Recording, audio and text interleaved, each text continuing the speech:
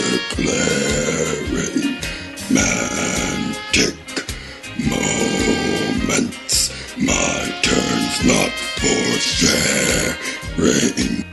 I'll never forget the moment my orcs became a green tide. La la la la la la la la la la la la la la. Hi everyone, welcome back to episode 4 of Mantic Moments.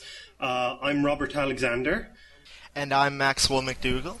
Okay, and Max, I've actually already named this episode before we even, before we've even started. And, oh, really? Yeah, I actually have. I probably should have told you that. Well, what did you call it? Well, I've decided to call it New Directions, which is named after the Glee Club in that TV show Glee.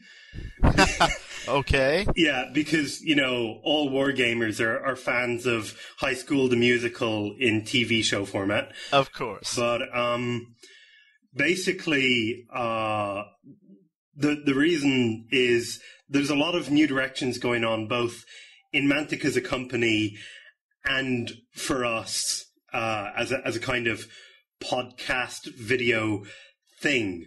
Right. So I wanted to.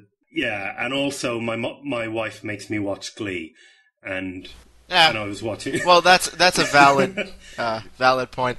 I agree. I think it's a very good title, considering thank you, sir. Yeah. Well, what has been happening in the last couple months as far as Mantic goes, and then what we've been planning behind the scenes for Mantic Moments.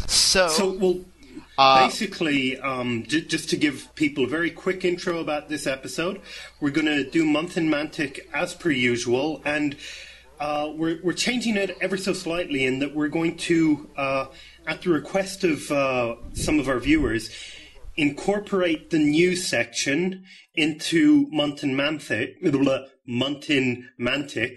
Oh, God.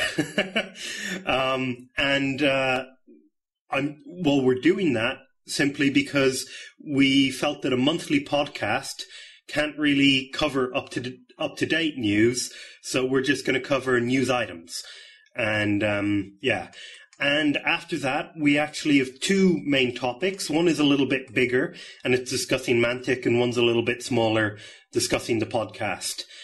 And that's pretty much it for the intro. Just so people know, I'm ill. So apologies for any stumbles, sputters, sneezes, or whatever else. Right, and understand that it isn't his fault. It is not Bert's fault. It's all Orky's fault. Well, I shouldn't have been kissing him. That's how you get cooties from Orky, so I shouldn't have done it. Indeed. All right, well, I think we should just jump right into it.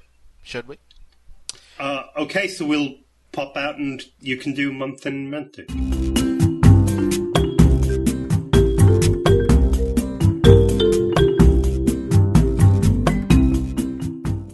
All right, everybody, we're back, and it's time for Month in Mantic. So, what have we done this month? Well, excuse me, what have we done these past 2 months? Yes. Someone went on holiday and it wasn't me. Oh, come on. I can't help it. Jeez. Anyway, so these past 2 months, what have we been doing? Well, I have been making slow progress on my undead army. Okay. It's mostly been basing, because I think basing is the spawn of Satan, and it's been slow going as such. But I have been painting a bit. I've also acquired some Wargames Factory Samurai, which I have been converting into Skelerai with Mantic undead bits, specifically heads. Uh-huh. And so that's been going on. Other than that, I've written 2 to 3 new pieces of undead background, one of which is on Warseer, called the Sanguine Host.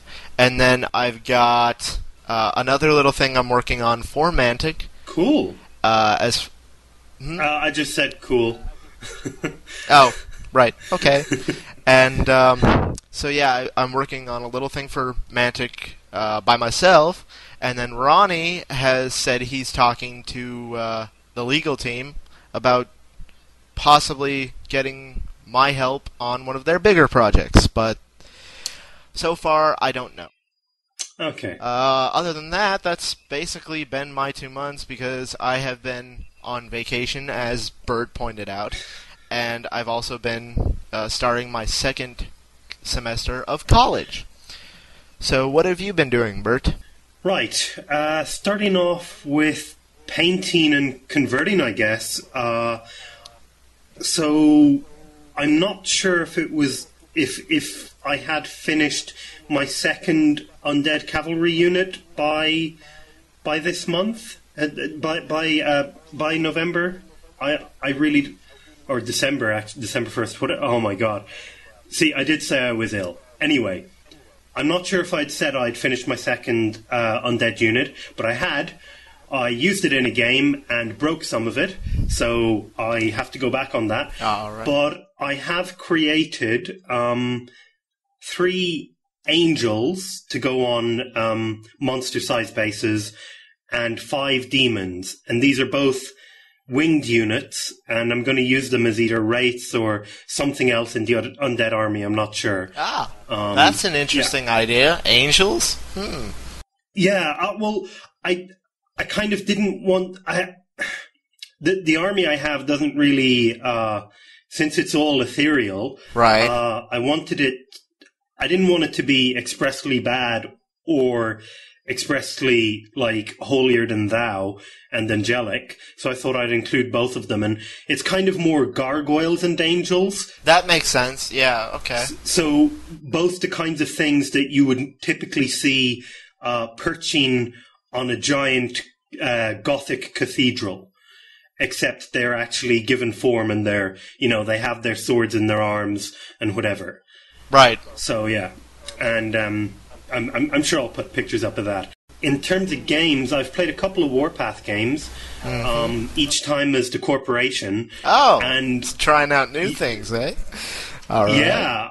Yeah. And speaking of new things, each of the games we've played around with the rules a bit because nobody in my gaming group likes the 2d6 roll for nerve. Okay. So we've been using, in one game we used just d6, and that didn't work brilliantly. Basically nothing died. Okay. And then in the second game we did d6 plus 2. Oh. And for a 500 point game, perfect. For 750 or more points, you probably need d6 plus 3, but I much preferred it. I know what they're trying to do with 2d6, but I find it's too random, and you can kill a unit after doing 1 damage, and it drives me up the wall. Right. When that happens. No, I can understand that, and it's definitely something you can submit to Alessio and Mantic. I mean, they take feedback really regularly. Since I've played it 2 different ways each time, I feel I'm still play testing it. But it definitely, the first game was actually I've got pictures of it, and there might be a battle report of it. We'll talk about that later. Right. But the first game was against Marauders, and I'm not going to talk about that one. But the second game was against Forge Fathers, and they won the game, but the thing that I really liked about the game was that they won because I made a big mistake and they took advantage of me, not that their list beat mine or anything like that at all. All right. It really felt that I felt suitably outwitted by, unfortunately, this 15, 16-year-old kid, but I did feel suitably outwitted by him, and it really was playing the game. And anytime I've played 40k, I've never felt like I've played the game since 2nd edition. I felt like I'm playing the rules. Right. And that just didn't happen at all. I made a big mistake. Okay. Well, I made a small mistake that he exploited beautifully, would be maybe a better description. Well, every general makes mistakes, so... Yeah, but the thing is that I enjoyed the game so much more because we both knew exactly why I lost it. Right. You know? Yeah. Yeah, like it was a specific point, and I almost clawed it back too. Oh, but anyway, wow. Yeah, now I have a question for you. Yeah. Were these just one-off battles, or were they part of any campaign or anything? Well, basically, in our club at the moment, I've trained one player well enough to actually teach Warpath, another player to play it but maybe not teach it, and we have a couple of others who are expressing interest either in Warpath or in the idea of a campaign, but unfortunately not both. So what I've decided to do is I've taken the idea of the Mighty Empires campaign, Okay. which can be played completely separately from anything. You can play Mighty Empires by itself, Right. but you can also play Mighty Empires using, well, they say Warhammer, but I say Warpath. Right, yeah, you can do that. It's just a campaign overview. I mean, it's not like anything super hard line to change and meld to a different game system. Yeah, so. And the thing is, since I only have 3 guaranteed dedicated Warpath players with a possibility of 1, maybe 2 more, I'm going to make the campaign for, say, 5 or 6 players, but I'm not going to make it mandatory for you to play Warpath to play the campaign. Right. However, if you play Warpath, you're probably going to have a very small advantage on the main world map, and a big advantage if you're good at Warpath. Right. Yeah, okay. So basically, every encounter between different forces can be fought out either just with the Mighty Empire rules dice roll or with Warpath. Right. And I will probably be the floating player, where if someone insists on playing Warpath and the other person doesn't want to, I'll play for the other person. Right. So it kind of that way, I get a campaign with the number of players I want without worrying about people putting the effort in. And on top of all that, it means that if someone doesn't turn up, I'm creating rules for if someone doesn't turn up, how they essentially have this consolidation move, which means that the campaign doesn't have to be put off. Right. Well, that sounds like a wonderful idea. Definitely keep us posted, or me posted, and our listeners as well, as far as to your progress. I will say one thing. Although I have not gotten many or all, at all games in, as far as Warpath goes, I am attempting to drum up some interest in my local games club. The problem is a lot of people don't have much money because we're all in college, and so we're trying to keep our finances such and such.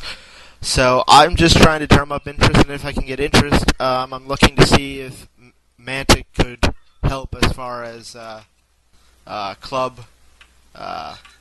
support. So there's that. Well, good luck. I mean, at the moment, I have one player who has miniatures for Warpath except for me, and they're the Assault on Black Reach box set. Right. But I would highly recommend just doing what we've done. If you can't get Mantic, just get whatever people have. Oh, exactly. Exactly, that's the plan. Yeah. But I mean, just, if Mantic does club support, I remember hearing that they did club support at some time in the past. I don't know if they still do it. I don't know what the whole story is with that. Although I do know that the Pathfinders have kind of superseded that from some aspects. Yeah. But Well, I have a suggestion. If you can get in touch with a nearby Pathfinder, and this is probably a good idea for anyone who doesn't live in the frickin' Czech Republic, where there isn't going to be a Pathfinder, but get in touch with a nearby one and say, look, I'm struggling to put stuff on, because... Well, the problem with that is that the U.S. Pathfinders haven't been officially recognized yet, and if I was to get into touch with one, it'd probably be me, because I know I'm on the list, so... well, fingers crossed. Yeah, but as far as listeners go, if you want to get into Warpath and such, check on the forums, post on the forums, asking for information about who's Pathfinder and where. Yeah, well, one thing that I find works very well for getting people to learn a rule set like Warpath is say that there's a tournament with prizes. Yeah. One of the kids today, we just had club today, and one of the kids said to me, we should get rewarded because we're having issues with the kids not turning up, even though it's a school activity. Right. And they're saying that whoever has the best attendance at the end of the year and the most participation in games and also maybe a bonus for wins could get a prize at the end of the year. So I'm thinking that, and then maybe another thing that I've always found works is you run a tournament and you give people support with learning the rules in the weeks upcoming, but you don't like give them free stuff, but you do have a prize for the tournament. Right. And that works far better than kind of going, hey, can we have some free stuff just to mess around with? Because that guy who wins will kind of be like, this is my game. I'm going to take it on. I'm going to like try and really promote this. And suddenly you've two people promoting it in the area. Oh, also you have to make sure you don't win. Right. Sorry, I should have said that. That's okay. It makes sense. So, yeah. But anywho, that was basically my woes of gaming clubs. But anywho, and mine. So the other part of Mantic what are we Mantic doing? Moments. Month in Mantic. It's month in Mantic, dude. Yeah. Yeah. Okay. So the other part of that is news. Right. Did you want to start us because Yeah. For all our listeners who have only seen our last episode or so, I usually do the news section, but today we decided to lump it in with Mantic Moments or Month in Mantic, whichever the section is. It's all tongue twisting. But so the news the last couple months has been sort of mixed. What we've got basically to talk about is Project Pandora, which is news because what we've got is they just released a poster, or it was leaked. I'm not exactly sure how we got it, but it's out there now. It's on the Warseer Sci-Fi News and Rumors section, and it's a poster for what we assume is the sci-fi version of Dwarf King's Hold. And it's called Project Pandora. Sorry, did you say Space Hulk? I did not say Space Hulk. I said Project Pandora. Really? I'm sorry. No, Dwarf King Space Hulk. Yeah. No? Okay. Yes, Dwarf King Space Hulk would probably work. Anywho, so what we've got right now is its corporation and the eighth race. Okay. And the poster shows to that effect. We've got a corporation Marine firing on what looks to be something from the eighth race. All we can see right now is a snout. And then we've got another corporation Marine firing into an open vent with some green eyes leering out of it. And there has been rampant speculation, over what the eighth race is. Mantic has kind of hinted that it's gerbils in space. I think that's a deliberate joke. Because that's what we've got. Yeah, okay, right. And what are gerbils but rodents? And what are rodents but rats, exactly. And what makes them sci-fi? Well, the title is sort of subjective because it's Project Pandora. And now consider those two words. They could be a genetically engineered thing by the corporation. Speaking of which, the name implies that because it's Project Pandora. What does Pandora refer to? Pandora's box, which is where man opened up Pandora's box and outsprung all the plagues onto the earth. So, what are the eighth race but a plague of some sort of genetically altered being created by the corporation in an experiment to probably create a awesome war machine new weapon type race. And so that's basically my thinking on it. I mean, other than that, I can't really see how Alessio could bring in the eighth race with the name Project Pandora and the corporation going into this supposedly space enclosed. Okay, I'm gonna say it spaceship or space Hulk, that type of thing, enclosed space, and try and root out and destroy these creatures. There's no real other way unless the corporation created them in the first place, which would mean they're essentially a genetic experiment gone wrong. And that's what I think about the eighth race. Yeah. I think that there's definitely a lot of possibilities, but the fact that it's called Project Pandora, it could be, a lab rat kind of situation. It could literally a lab rat situation.